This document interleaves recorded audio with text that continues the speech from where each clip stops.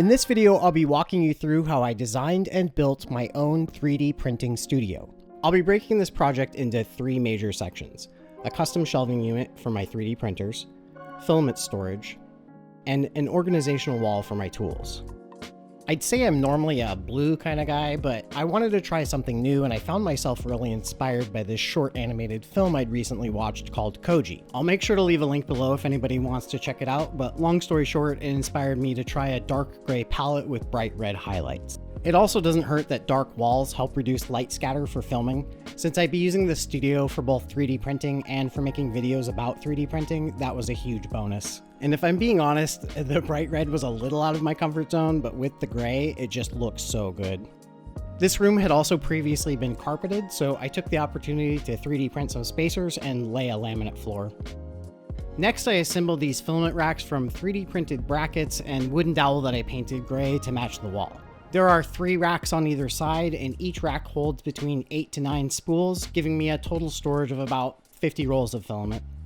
In the meantime, I've started assembling all of the components that I'll need for the custom shelving for the 3D printers. In addition to my X1C, I had picked up 3 Bamboo Lab P1Ss during the Black Friday sale, so I needed a place big enough to fit 4 3D printers.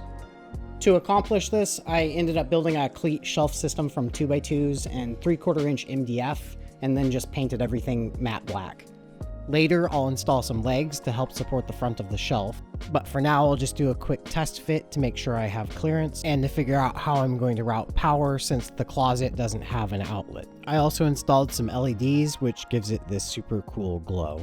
Okay, let's shelve that for a second and talk about 3D printed organization systems, because there's a few things you need to know before we dive right in. This is a panel of Honeycomb storage wall, commonly abbreviated as HSW. HSW is one of many freely available 3D printable organizational systems. I'm not going to get into the pros and cons of each system, but just know that I picked HSW because it's open source. There are tons of community enhancements available, and as we all know, Hexagons are the Bestagons. You can mount the panels as is with raw edges, or you can find framed versions if you're looking for a cleaner look. At their most basic, attachments will use a honeycomb-shaped insert to snap around a ridge that's built into the grid. Mounting hardware is either completely open for connecting panels together or countersunk for attaching it to the wall. Finally, Honeycomb storage wall is directional, with the thinner part of the hexagon facing in towards the wall, the flat edges running parallel to the floor, and the sawtooth running vertically. The best advice I can give if you're considering tackling a wall of this size and complexity is to lay everything out first. It makes it super easy to just transfer your pattern from the floor to the wall. I just put on some music, took my time, and checked level often. Then once everything was on the wall, I just did a quick pass with a heat gun to help the plastic relax into place.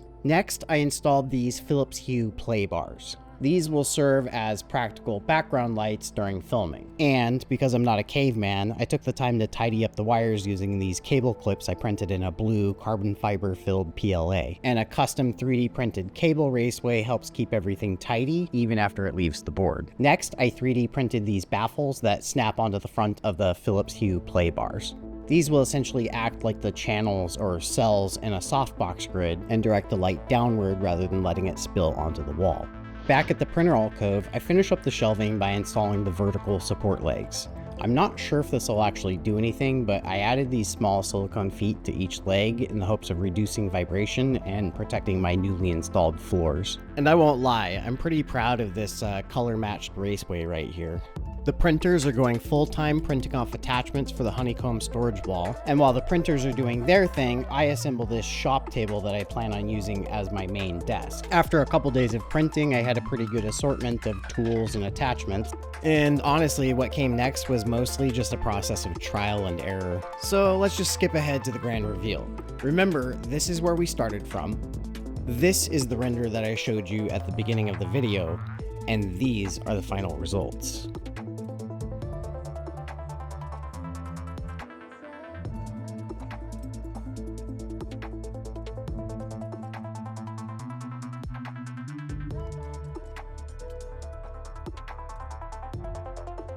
Well, this feels like a good place to stop for now. Thank you for watching my video. I had a lot of fun making this one, and I hope you enjoyed watching it just as much as I did.